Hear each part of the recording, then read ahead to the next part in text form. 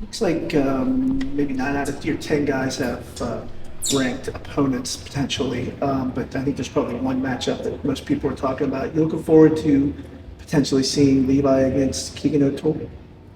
Yeah. I think there's like you said, a lot of great matchups and some matchups that could be NCAA finals, NCAA semifinals. So those are the fun ones. I mean, every match has a purpose, and you just kind of bring your best. But yeah, some great matchups. We're excited for Levi to, he's could wrestle a national champ, and it's good stuff.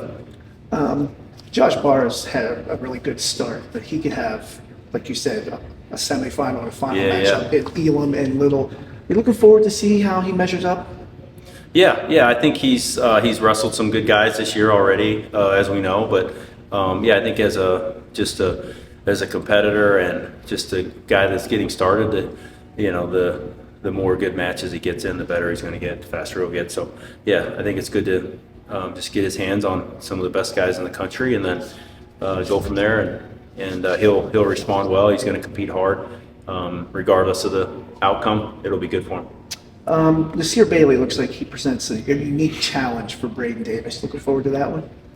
Yeah. Again, an All-American there, and a potential big match at the Nationals. So, but yeah, great competition. We're excited to compete against three good teams, and like you said, a lot of good individual matchups. And each guy has their own challenges, and for us, it's really just we're trying to do what we do and get better at what we do, and yeah, I mean, each individual that we compete against brings their own.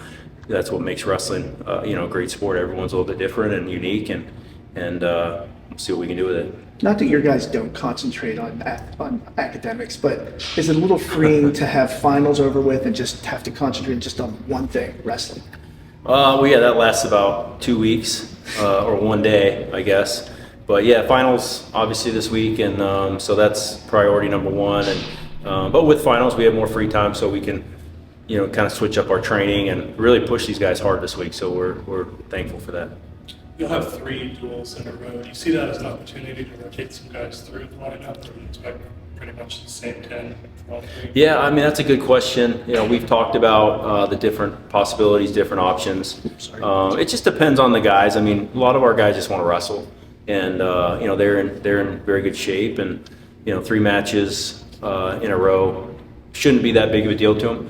You kind of break things down and look at it as we'll see competition in the conference and the national tournaments, and if you're winning, you're going to see 2 matches a day at the most, right?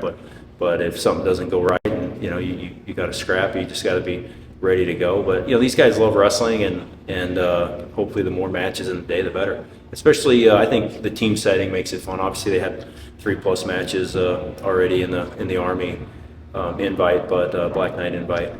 But yeah, three strong teams, and the teams get stronger as the day goes on. So that's fun.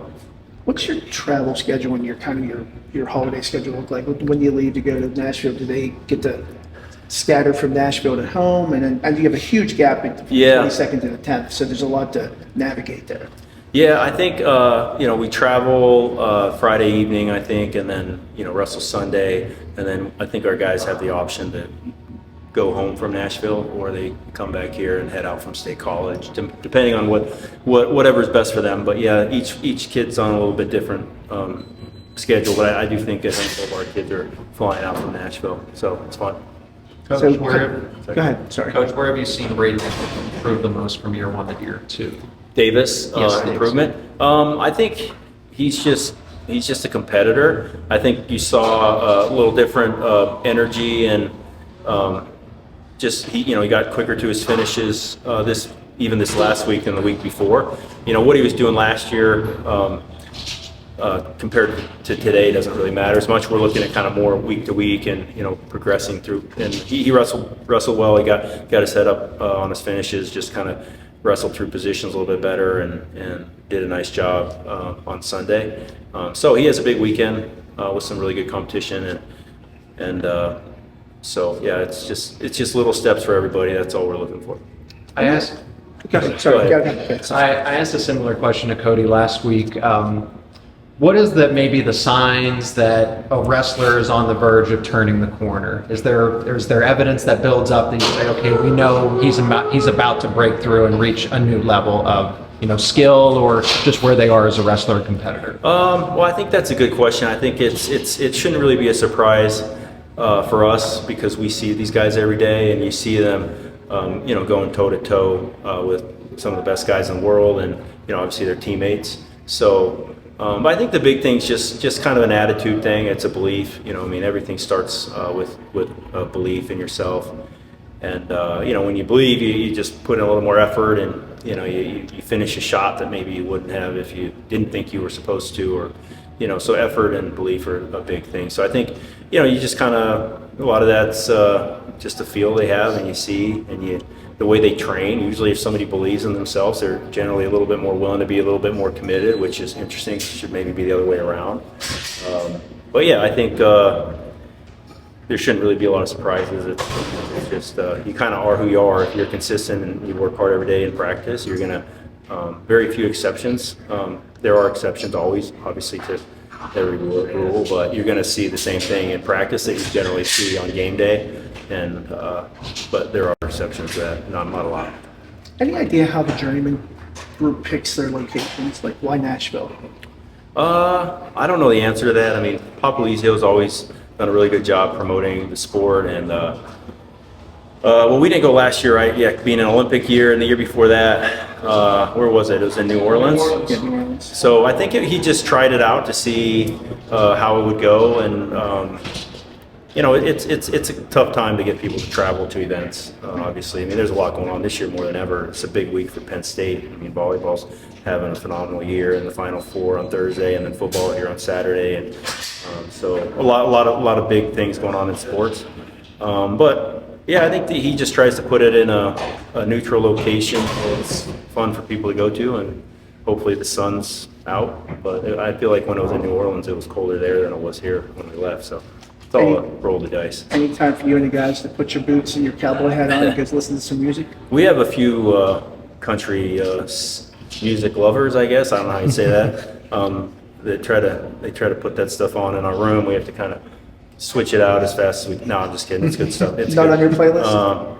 I don't really have a playlist, but yeah, no, we're just going down there to compete, and we'll have Saturday. But in wrestling, you're managing your weight, getting ready to go. So it's not a lot of tourist type stuff. So Cultural excursions. yeah, probably not. I mean, mine is go to Waffle House every chance I get. So you go south, there's one on every block, and I think that's probably why he has the tournament down there, to be honest with you. But Coach, what are your thoughts on Arkansas Little Rock, that they've been able to improve so quickly and get into that national spotlight the way they have? Yeah, phenomenal job. I think they got a really good team. I mean, they're solid all the way up and down the lineup. So and being able to do what they've done is super impressive. So yeah, we're happy for them because it's great for the sport and great for the sport of wrestling and that part of the country. And but yeah, we're excited to compete against them. It's a strong program. Penn State women's volleyball is in the Final Four. Penn State football is getting ready to host a home playoff game here. Just what, from your perspective, what is it like to see this other type of success across Penn State athletics? It's awesome. I think everyone kind of feeds off of each other, right? We're all trying to build the same brand, and that's Penn State. Penn State University, Penn State Athletics, and we know obviously one another, and we work together, and we're all problem solving together, and we see volleyball in here. We use the same weight room and same rec hall, so it's a lot of fun to follow and support them and cheer for them. And obviously football is huge and should be a lot of fun. Yeah, super happy. I think the athletic department's really moving in the right direction. Obviously, great leadership with Dr. Pat Kraft, and we're blessed. Cael, I think Alex Facundo was walking on crutches coming to the Bryce Jordan Center on Sunday. Is that a short-term thing, or is that something that's going to keep him on the shelf for a while? I don't know the answer to that. I mean, it's he tweaks something there, and it could be a few weeks to several weeks. Yeah, I mean, I don't think any kind of like surgery or anything, but yeah, he's probably won't be on the mat for a couple weeks. All right. Cool.